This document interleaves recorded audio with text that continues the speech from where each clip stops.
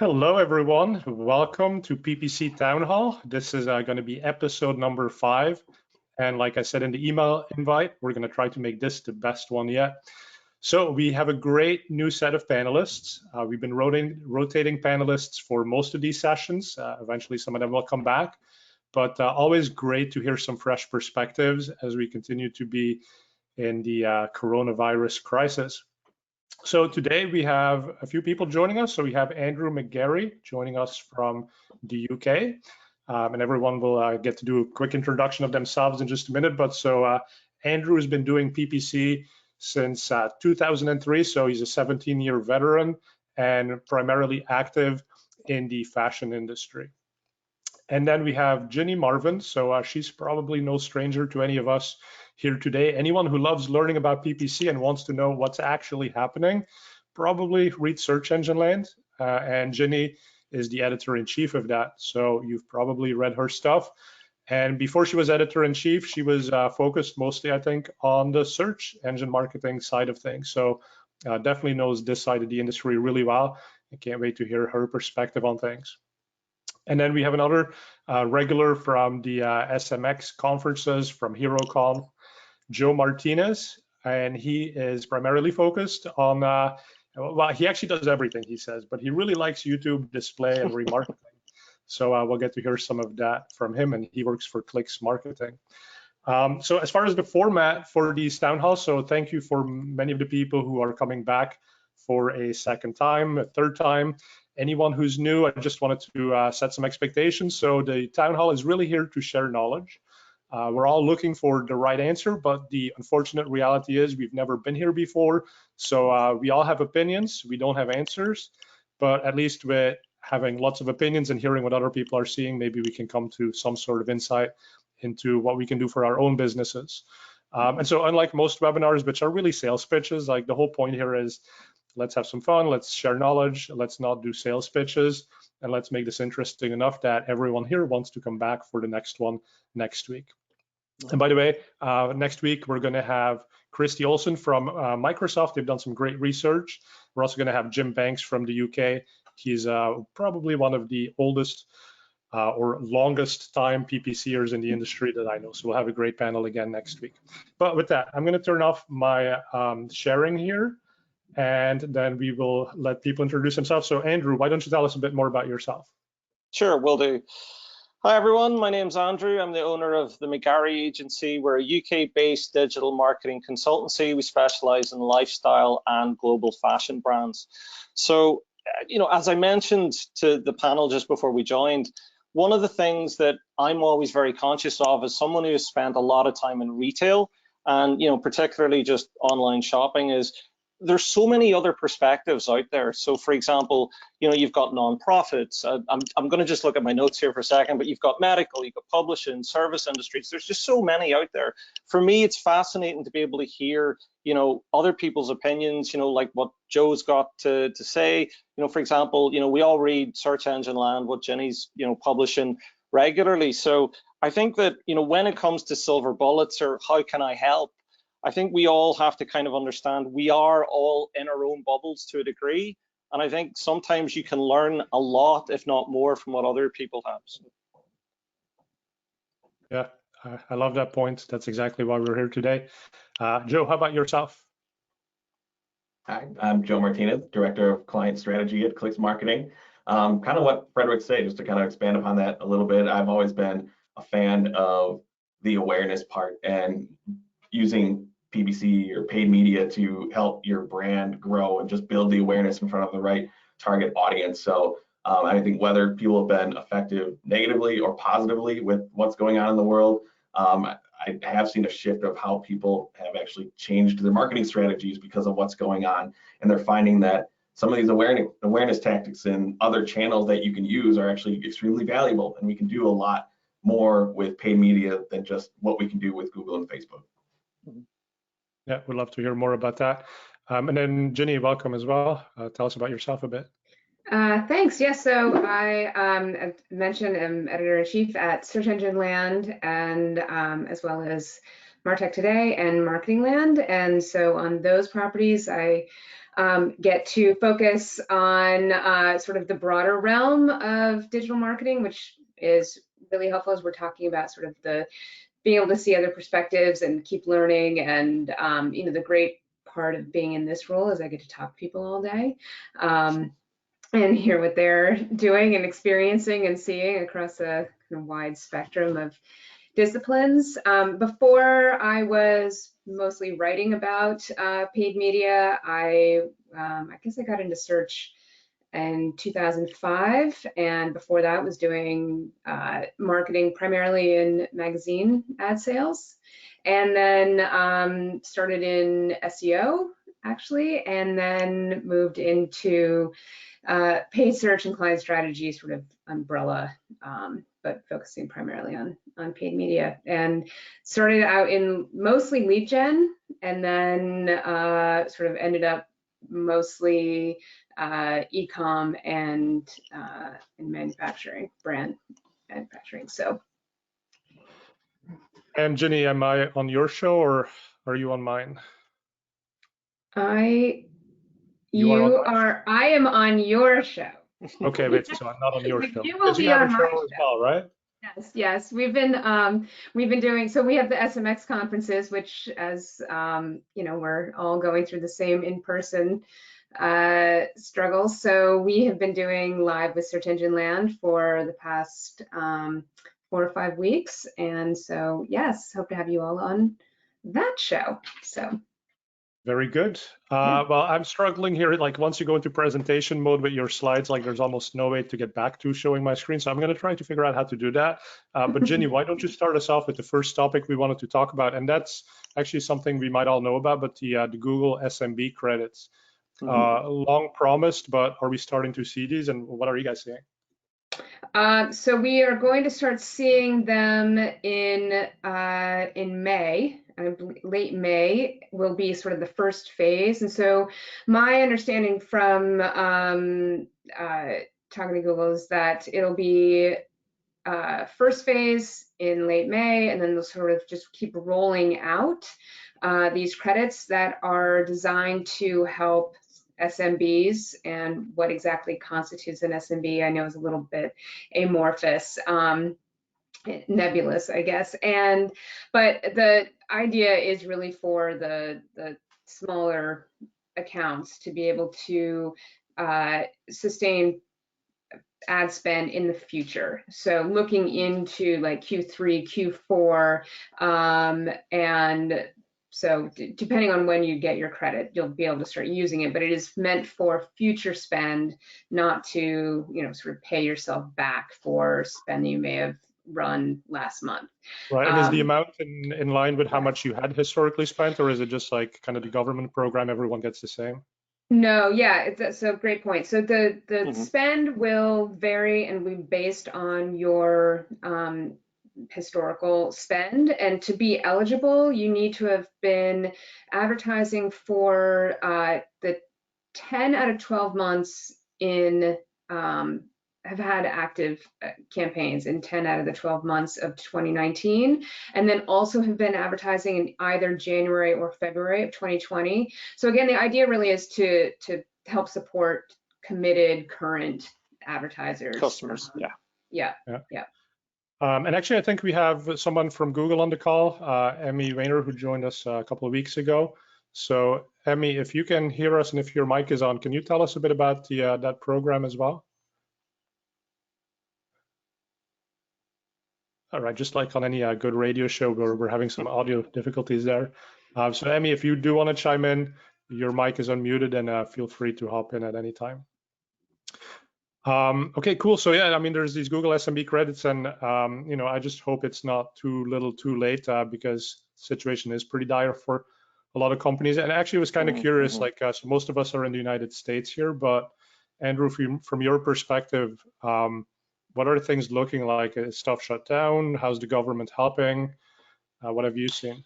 Sure. Yeah. I mean, from the European perspective, obviously, we all saw, the pictures in Italy. I think there was a certain delay so that by the time, you know, we were in the, let's say where I am here in Scotland, in the UK, we were able to kind of see it coming to a degree. And so therefore, I think government here anyway had time to think about, okay, what's the best way to deal with this? Obviously, you know, there's going to be criticism no matter what anyone does, because everyone's got their own particular scenario and they want, you know, a solution. But like ultimately, you know, in the UK, there has been, for example, for SMEs, there's the £10,000 loan, oh, sorry, £10,000 grant that has been made available. And actually that rates relief grant in the UK, my own company, because we have physical premises, I actually, you know, we were able to get that. And I think that for any business that has physical premises and you're thinking about, you know, do I have to furlough staff? Do I have to, you know, consider closing my office? All of these issues are very much live issues right now, not only in the UK, I would presume across Europe and in the US. I think that the furlough scheme that we have here in the UK for companies meant that up to 80% of salaries with up to a cap of £2,500 per month can be covered by the government. There has been, you know, some people that fell through the cracks because of maybe they switched jobs, you know, so there has been a lot of confusion, but thankfully now that we're further along, that has started to clear up. And for example, if you go to the Federation of Small Business website, has some excellent information on there.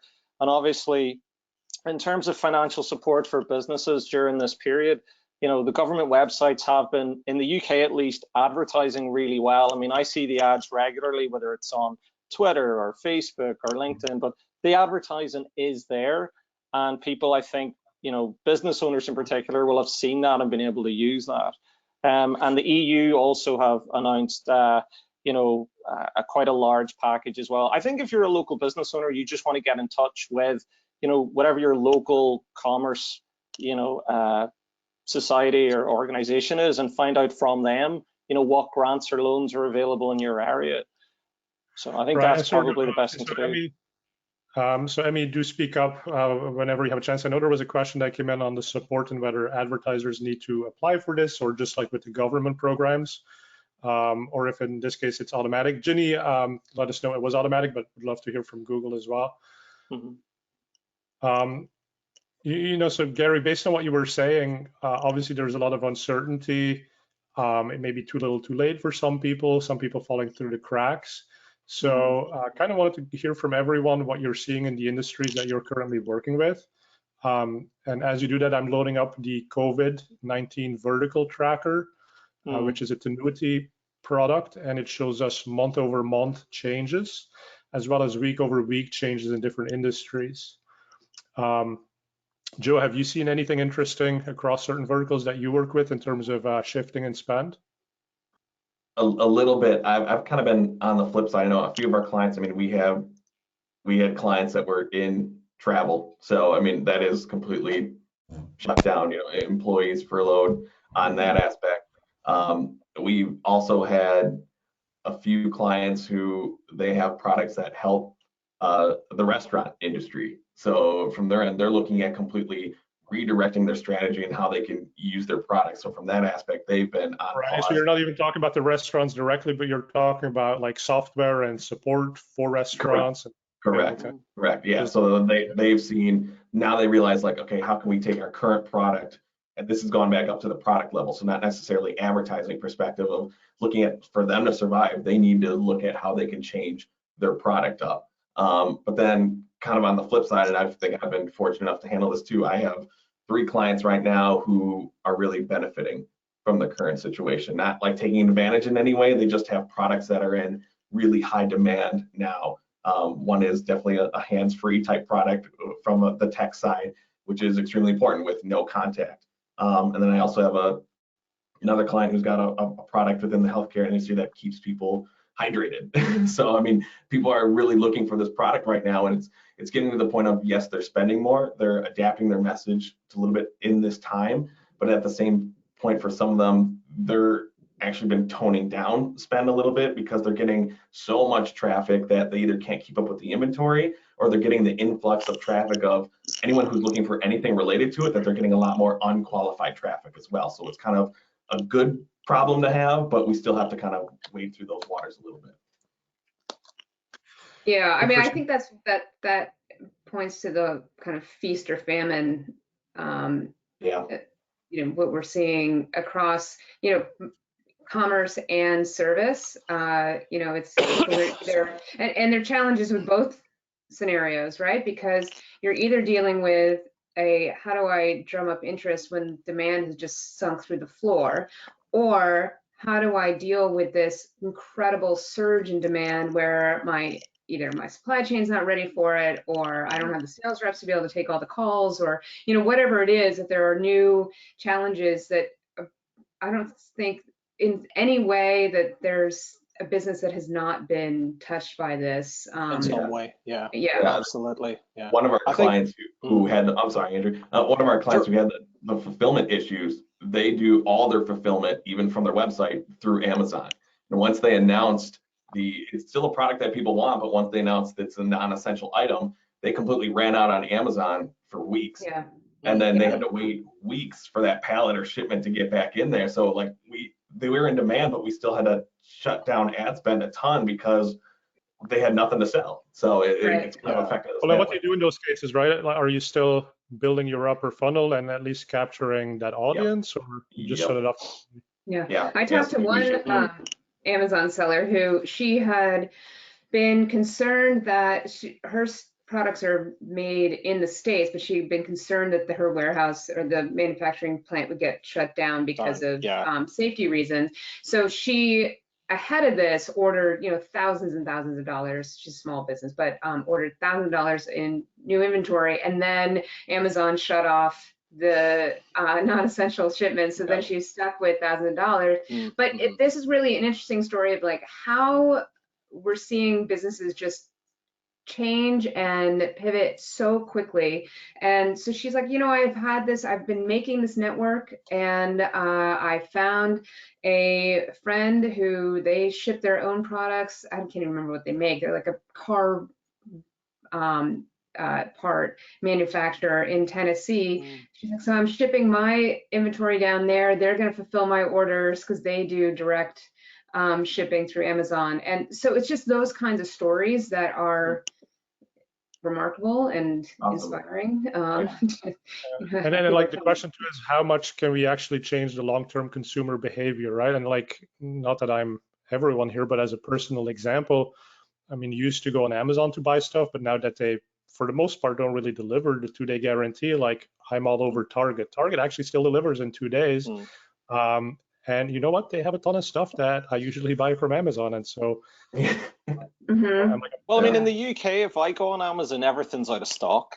I mean, they at least from my perspective, the stock issues I think are quite serious. I don't know what it's like in the States, but right now, you couldn't. I mean, we were joking about this earlier. You couldn't buy a webcam. You couldn't get a Nintendo Switch. I mean, I'm not saying they're the essentials, but there are things that you're used to just.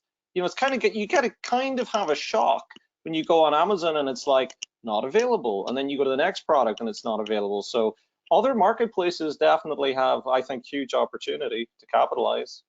I mean, Joe, you mentioned the fact that there's, it's not even just that there's other marketplaces, but advertisers are finding other ways to reach an audience. Yeah, I think we're researching other platforms. Kind of like you said, if we can't find it on Amazon, I still need my new pair of running shoes, true story, and I can't walk into a Kohl's or whatever and get them. So I'm going to go to wherever I can get them soon because I have more time to go walking around with my kids or go running or everything, and I need these new pairs of shoes, so I'm not going to wait for Amazon. I'm going to go to wherever I can find them, and that's why I think it's diversifying your marketing and finding where that user is because they still want that product now. Are you there? Yeah, no, absolutely. Right. I mean, it's a different marketplace, and it's also the different brand, right? I mean, you might be brand loyal to some degree, but if that brand can't deliver it, this is your chance to, Yeah, I mean, Ginny made great points there about the warehouses. I mean, with the clients that we work with, obviously in the e-com side, there were huge concerns out, would warehouses be closed down? Or if they weren't closed down, would staff be available to come in and work? And we saw that in the UK with, large brands like Next closing down even their website. So it was this whole thing about, will we have stock? Will we be able to fulfill orders? I mean, I work with a sneaker client, and they said to me on a call, Nike and Adidas have told us that we may not get the stock we were expecting. There's going to be supply chain issues. So, yeah, I mean, certainly in retail, it's kind of gone from, you would have your monthly plan or your quarterly plan to, it was so fluid. It's just a day by day, what is the best way to tackle the situation right now? And it's kind of felt like Black Friday, but continuous. Mm-hmm. Exactly. Yeah, we're hearing that from a lot of, it's the big winners here, right? But I'm also curious, like in terms of online apparel, you seem to be struggling, and there's all these stories like the inventory's piling up. Do you think Yes, a decent percentage of consumers are actually like shopping for clothes online for the first time, or are they just like not buying clothes right now? Well, I mean, there's definitely been winners and losers. There's no doubt about that. I mean, there was a graphic doing the rounds. I can't remember who to credit it with, but it was like the top 100 products that have gone up and the top 100 that have declined. And I find it really interesting. So for example, like there has been, just before I mention product, I would actually say that from an age perspective, I think that younger buyers who maybe don't have you would expect traditionally don't have the same buying power. They were the people early on, I feel, that actually were still shopping online because they felt like, well, COVID isn't going to affect me. Whereas I think the longer it went on and the more that the news, were able to report on, people of all ages, having cases, then maybe it was a case that, for younger people, they maybe realize then, well, actually we're susceptible as well. Older people with more buying power, from the data that we could see, initially were very wary of making purchases. And to be honest, it's only in the last, I would say, 2 weeks that we've started to see that trend whereby I think that the older demographic is starting to feel like, okay, even though it's not, we're not in a good situation right now globally, I think people can see the exit plan on the horizon, and therefore we are seeing retail numbers start to do well. But I think, as Joe mentioned, it is very much about what particular type of product or service you're dealing with. In the service industry, you can deliver it. A lot of people are pivoting with delivery. If it is, in terms of apparel, I would say that, you're going to have certain types of lines that do quite well. But, obviously, if you're talking about the type of apparel where, like dress shirts or, things that you would wear for occasions, occasion wear, those are really, really going to suffer. I mean, I'm not sure, are people still going to buy swimwear? I don't know. It's hard to tell. But at the moment, for key items like, let's just say polo shirts, for example, yeah, like we're seeing, the kind of numbers that even if they're down, we're still seeing the overall seasonal trend that we would expect to see. So from a data perspective, you can definitely start to take insights, I would say now that, 4 weeks ago, it was just all bets were off. Nobody could really understand. And, you are reading, retail news every day to try and get a handle on the situation. And Ginny, maybe let me loop you in here on this part of the conversation, but you wrote about this, right? So Google made a major announcement related to e-commerce. Yes. Yeah, it's a big shift. So Google is going to start now showing free listings in Google Shopping. So that's the Google Shopping tab. It's also the search results in shopping.google.com, Google's hub that's got redesigned in the US. It's also live in France.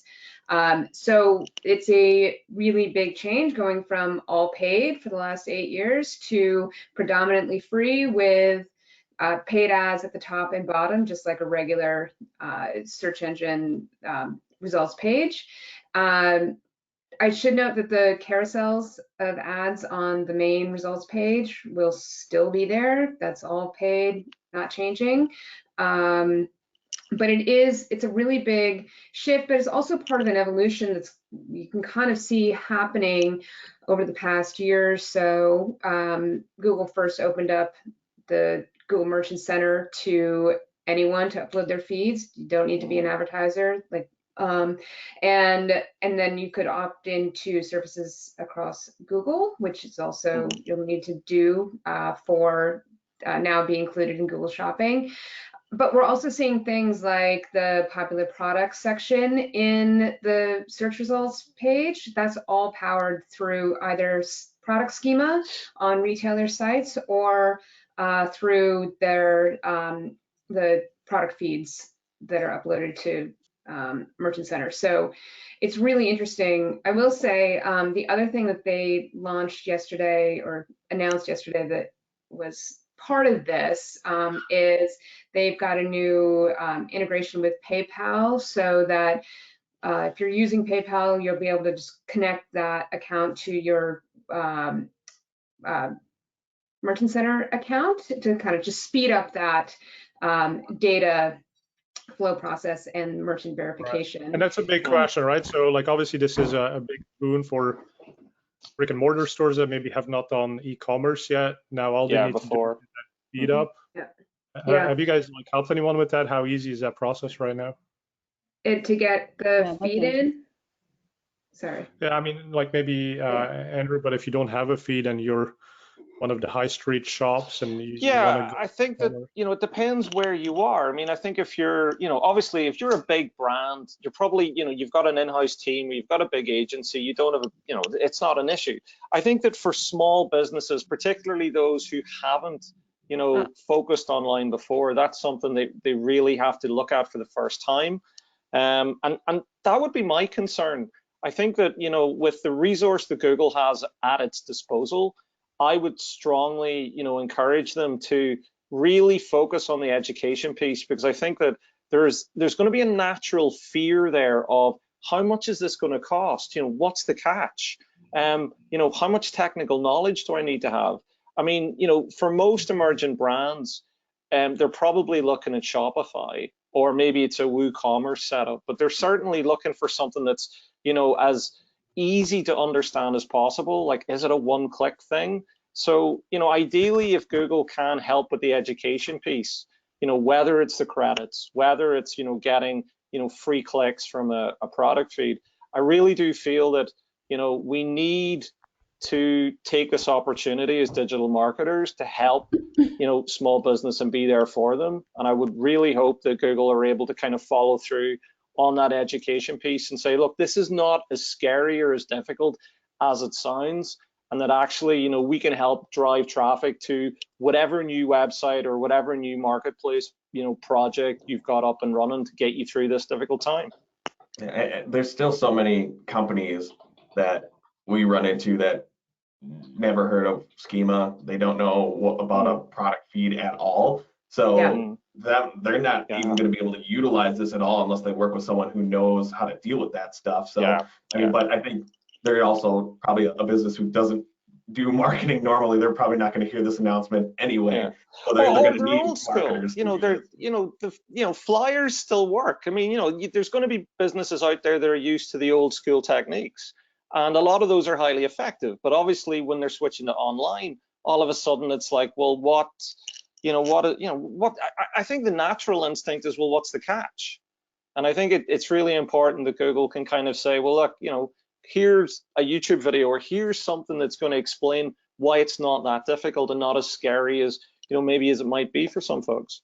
I don't know if that's like a cultural thing, right? But I grew up in Belgium, and if someone smiled at you on the street, you were like, what does that person want from me? Here in California, like, you smile at people and it's like, hey, we're happy. Like, nice. Well, in Ireland, we would automatically be suspicious if you don't say hello. But yeah, I think, again, we talk about Amazon, and there is, whether it's the affiliate commission being reduced, or whether it's buyers, as Ginny mentioned earlier, people with stock that now have serious issues in terms of what they're going to do with it.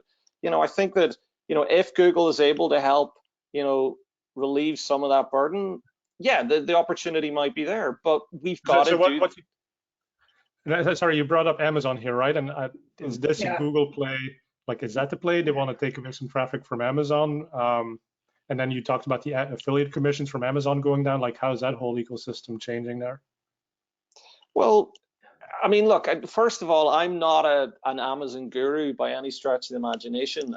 But what I would say is that, I mean, my Twitter timeline tends, because I follow, I mean, I love Twitter. I love being able to learn from everyone. My Twitter timeline blew up whenever the Amazon affiliate commission thing, was announced, and people were like, what are we going to do? And actually, we talk about Google Shopping, we talk about remarketing. From a digital marketing perspective in the media industry, the media industry has been getting hit really hard by COVID because people were blacklisting. They didn't want to advertise against those stories, but if that's what all the stories are, then where do you advertise? So Right. That was an issue. But then you've got the fact that with Amazon remarketing becoming more prevalent on media sites and more media sites adopting those ad units, all of a sudden, the commission that they maybe thought they were going to get, I mean, there's definitely media sites out there in the tech world that have reported this, or ad tech world, that there could be 30% of your media revenues just disappeared or is about to disappear. So, is it a play by Google? Possibly, but I mean, I think we have to, there's no point being cynical. I think our job is to, protect jobs, help businesses, help people get through this really tough time. I love a good conspiracy theory as much as the next person, but I think now we have to help people. Well, I think I think on the Amazon front, I mean, the way I can see this, just if taking it from a user experience perspective for Google, looking at, all right, we are kind of losing the game to Amazon on the product search front, and looking at, we've now limited the universe of products that can appear and the vendors that can appear in our product search results, based on are they paying or not. Whereas you've got Amazon that has a much broader universe because it's open. And so, and conceivably, Google could be much, X bigger than Amazon, because Amazon's still limited to those who are advertising, who are selling through that marketplace, or through the vendor.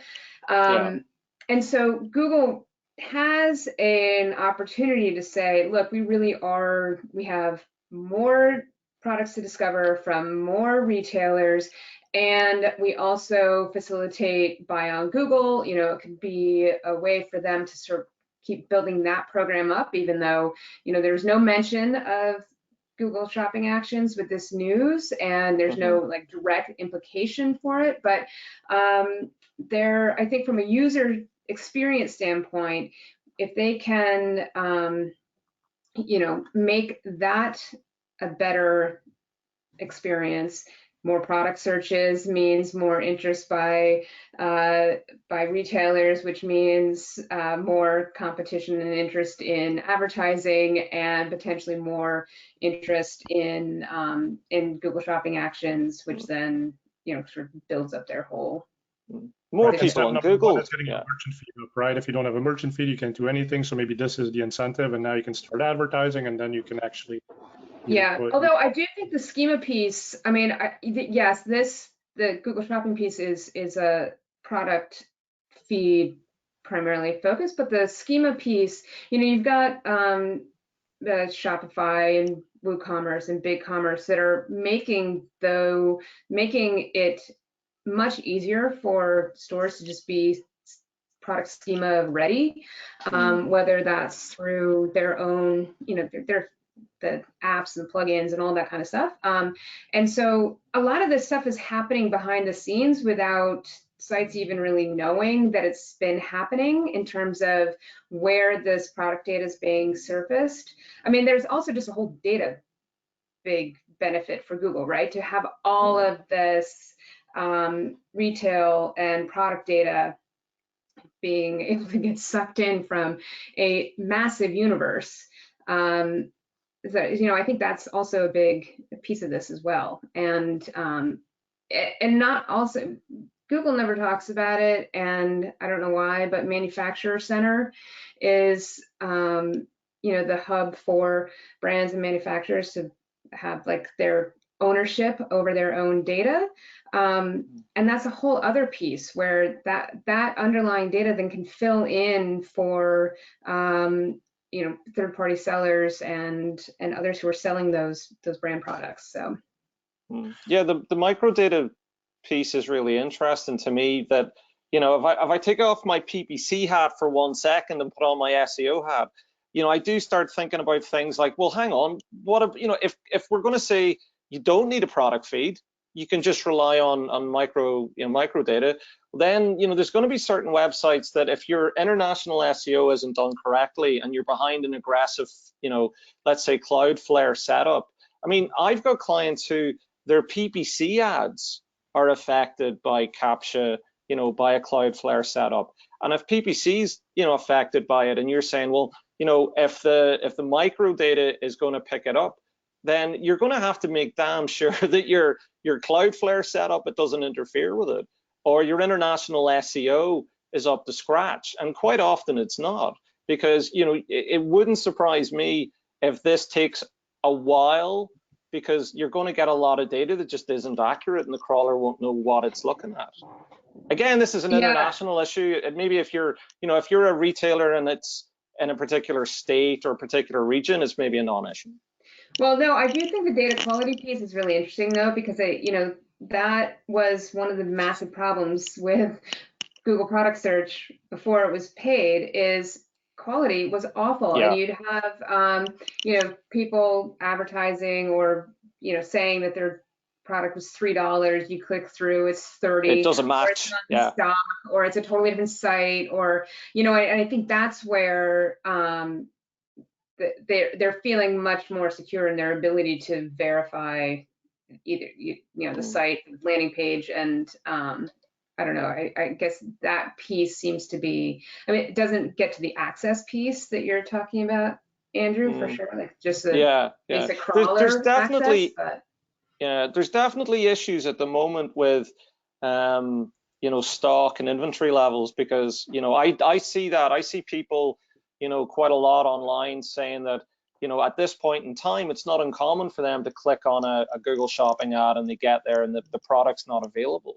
you know. And I think that's the thing, that there are, you know, there's going to be a lot of retailers out there that don't realize that, you know, okay, maybe you thought you got a good deal and you've got cheap PPC setup or a cheap account management, but, you know, ultimately you could be paying for clicks that, you know, you've got very low stock level, but that SKU or that ad is still running. So let me bring in Joe on this part of the conversation, right? So if you can't really sell the thing right now and have that last click attribution model work, how do you use YouTube? How do you use display remarketing? Yeah, this is where exactly how we've seen some of those brands shift completely. The one I mentioned, who they were out on Amazon, well, they know, okay, well, now we have time, you know, and now it's not as busy worrying about the additional numbers or anything, because we know we have to just wait a few weeks. So now that kind of honestly cleared up time for them to kind of step back a little bit, actually focus on the creative that honestly that we were asking for a while, that we wanted to do all these other campaigns, and we shifted. Now this gave them the opportunity to test the Instagram stories ads that they were never doing, and you know, their product is very beneficial for parents with kids at home. And it just happened that now there's a lot of parents at home with their kids, so now they're doing branding. Now we're focusing on new targeting options that are trying to hit people who are at home, doing that branding. We're stretching the dollar out, just because overall we've just seen the Facebook CPMs for their advertising become much more affordable, so we can put more budget from there. We're utilizing YouTube for awareness, again, to stretch budget out there a little bit too, because we not necessarily have to pay for that ad every single time if they're not watching the entire ad. So we're testing out new creative, and then we're figuring out what's working. We're building the awareness now, and then in time, expecting when we're getting that inventory down, then we're going to double down on our search and shopping ads to really capitalize on this new intent that we're doing.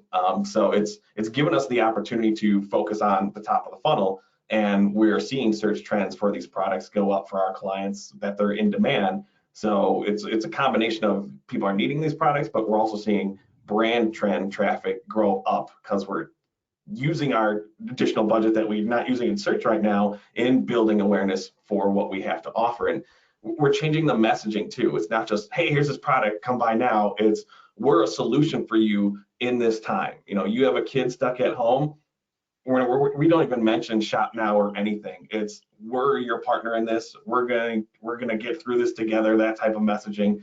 And that's what we're seeing, the branding aspect coming through. We're not trying to be used car salesmen. We're trying to be a partner in people's lives while they're going through some difficulty. I would want to hear from the others on that too. So I feel like there's a bit of COVID-19 saturation in terms of messaging. Every day you get 10 emails from CEOs and founders of companies to say they have hand sanitizer for their employees, and it's like, yeah, I kind of figured as much. I hope so. I just got it now. You know, we just want to let you know we just got it now. Who knows if you had it before now? That's terrible. You feel better, right? No. I do think on the email side there was with any of these things, right? The emails are like there's some sort of like trigger that companies feel like they need to blast out updates that no one cares about without actually thinking through what is the user experience going to be. And I don't know if it's like people see, I just got 10 emails. We haven't sent an email. So our customers are just sitting there wondering, what are we doing about hand sanitizer? Which no, right? No, like no one's doing that. But I did see cases where people were actually using that opportunity to reach out and provide value. And, that I think was where you start to separate companies that are just knee-jerk reacting to ones who are actually thinking through what the empathy piece of this, right? It's like not how do I just shove my message out there? It's what is the empathy and what is the problem I can solve or show support for in a way that's actually meaningful to my audience and reflective of my brand. Yeah, I just retweeted.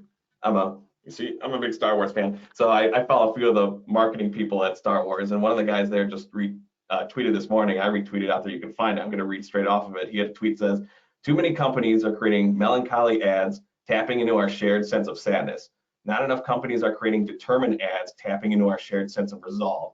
Sure, the world's got us down, but we got to want to kick this thing in the ass, right? It's people. We're all sitting at home. Definitely. We're all bored. We're all depressed. We're all anxious. We're all nervous. Just reminding people of that doesn't really help. That doesn't really inspire someone. Make someone want to fall in love with a new brand. So that's kind of what I was going to say. It's just like shifting your message to be the partner, to be there as let's come up with a solution. We're going to get through this. Here's how we're going to help you, and that type of thing. Resolve and stability, right? I think the other thing that the consumer needs to hear right now is like the brand that I'm investing in right now is going to be there for me and is not on the verge of, for me, it's like restaurants and gyms and a lot of the local small businesses, like you keep supporting them. Absolutely, yeah. Right? Is that money down the drain, and to what degree are we helping? Yeah, and even the content that we're giving away from not the e-commerce side, but a lot of our SaaS clients and everything, they're giving out, instead of, hey, sign up for a free trial, free demo, they're shifting to, here's a free webinar, pretty much doing the same thing like what we're doing, just talking about what's going through. That is their call to action now. Here is the white paper that used to be gated. No, now it's free. Yeah, and I think that works in a B2B setting, right? Because we can actually help businesses survive this. I think it's a much tougher message when it's B2C. Andrew, I mean, maybe you have some. Yeah, I would absolutely echo what what Joe and Ginny were saying there. That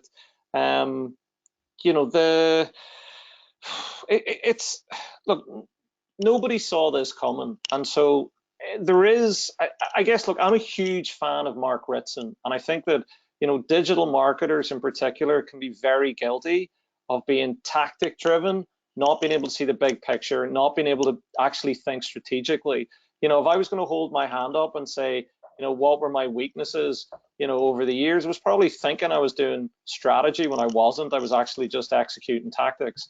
And so it's from people like Mark Ritson that, I read about, his and other senior marketers' views on, how this, situation has been dealt with by brands. And yeah, like nobody wants to read, all these emails that talk about, yes, we've got hand sanitizer and all the rest of it. I think we do want, as Joe was saying there, we want to be, I don't know if entertained is the right word, but we want to be reassured, and we want someone to say, the things that mattered to us before matter to us even more now. So for example, before this, virus dominated the news, climate change was a big deal. And we talk about sustainability, particularly in the e-com world. And I think that a lot of the marketing campaigns that, okay, some of them obviously will have to change and have to pivot, but we should still care about climate change. We should still change about sustainability. We should still care about local business. If there is a local restaurant that you really like and they're offering vouchers for when they open again, then maybe that's something you want to look at. I think, again, I would like to think we all have a responsibility to take care of those local businesses that we love, that we want to help and see them survive. And especially us who are still working. Well, yes. So this is it, yeah. Bing has a integration with GoFundMe now, where small businesses can put a GoFundMe campaign donate buttons on their Bing Places listings, which is different than how Yelp dealt with it, where they just automatically put those on there. But it is interesting to see, things like that, like how companies are helping to support other businesses and companies without, in a way that it is empathetic and makes sense for those companies, right? And it's authentic. It's got to be authentic. Yeah. And so I said there was going to be a big announcement.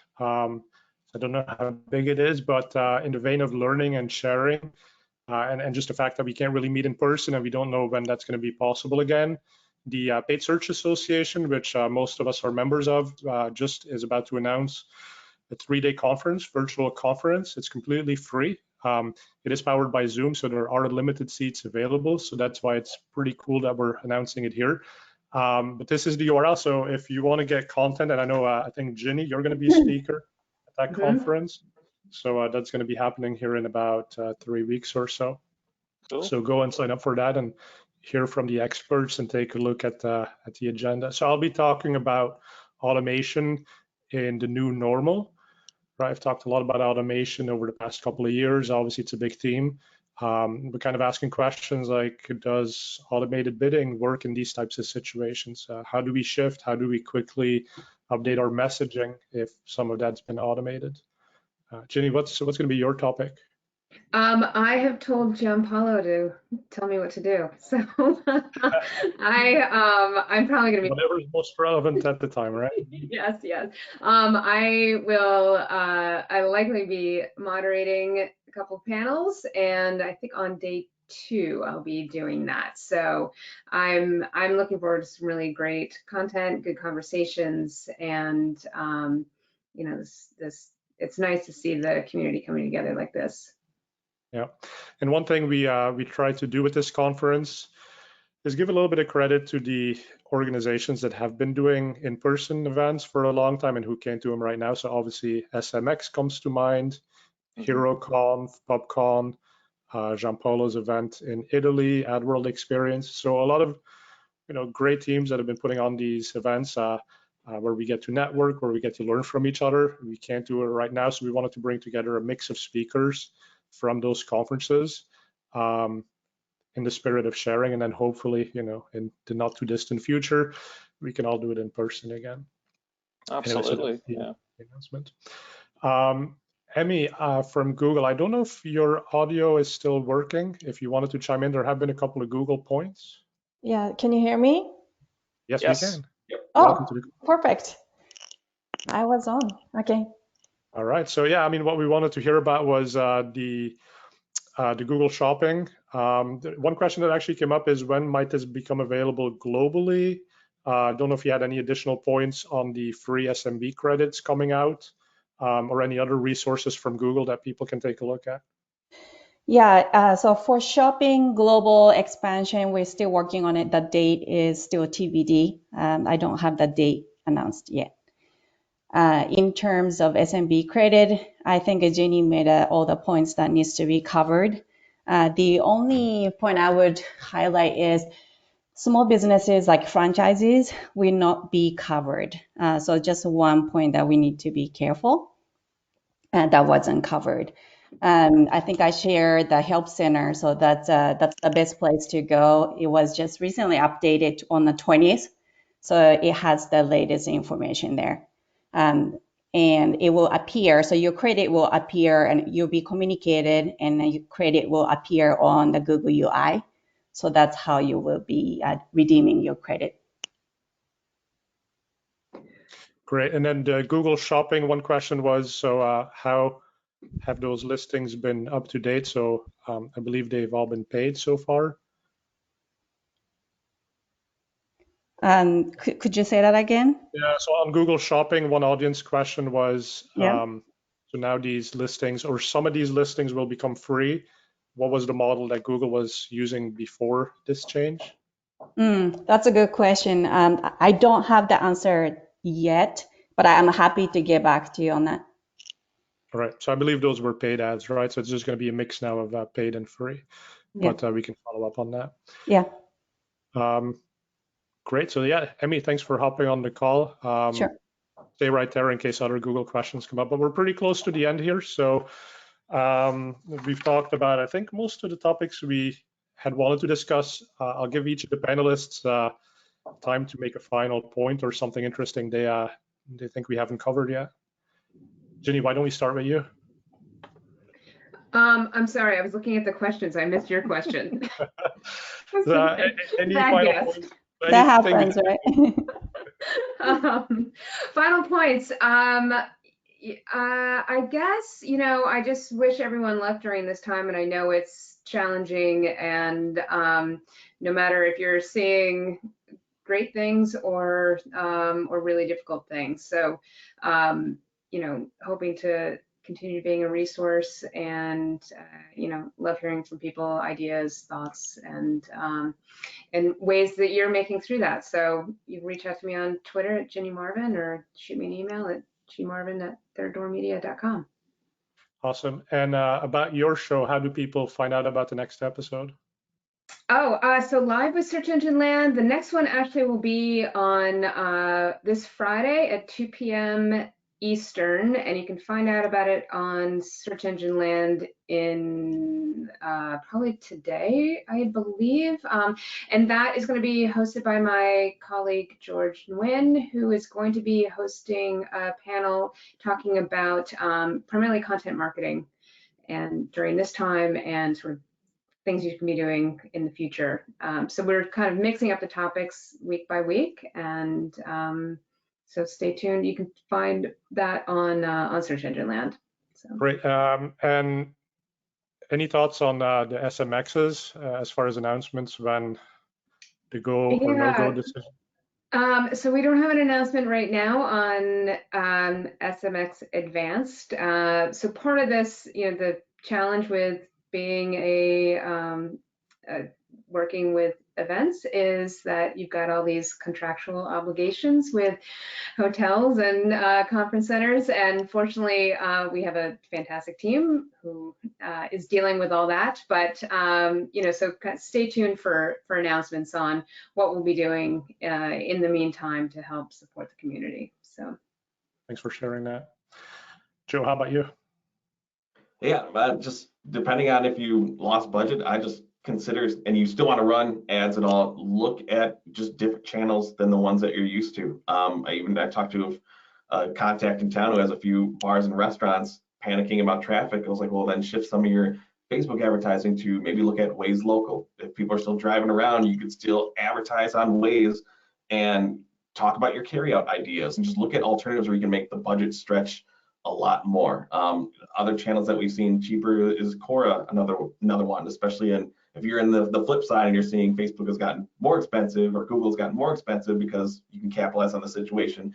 Find out other channels where you can make the dollar stretch, and you don't necessarily have to stick to what you've always been doing. This has actually been from both sides of the perspective that this is a good time to start testing out new creative, new channels, new messaging, and really find out what connects with your audience. And I would add on that is that think about building them as audiences that you can then retarget to later across other channels, right? Like that, there's pay it forward kind of mentality with this time, right? Absolutely. Cool. And Andrew, final point. Yeah, actually, on the audience point, this may be super obvious to other people out there, but I mean, I think that with the exponential intelligence of what Google's able to do every, I don't know, quarter, who knows, like with the machine learning, but we definitely go back and test things all the time and go, wow, that thing that didn't work so well 6 months ago is really working a lot better now. So, I mean, again, it's this whole thing of continuously testing things, but, one of the most recent insights we had was that go back and look at some of your Google Ads audiences may well be capable of delivering things that your Google Analytics audiences, may not be capable of doing, and vice versa. So, definitely go back and compare what you think, things that basically challenge your assumptions. There could be things now that you categorically go, oh, this works or that doesn't work. Actually, if it's more than, if it's 6 months since you last tested it, go back and challenge those assumptions. And I think the only other obvious point I would make is that, Google Shopping, and from an e-com perspective, is probably going to be your biggest growth tactic this year. If you do work with a partner, push them to get as much value and as much optimization out of your feed as you can, and don't just be like another billable invoice to them. Like really, really push them. So that would be my last point. Great points from everyone. Okay, thanks everyone for attending. We'll be back again next week, same time, new panelists, new topics. The session today will be available as a podcast. The video will be uploaded on YouTube later today, and everyone who registered will automatically get a copy of that. Stay safe, stay sane. We'll see you next week. Take care, everyone. Thanks, everyone.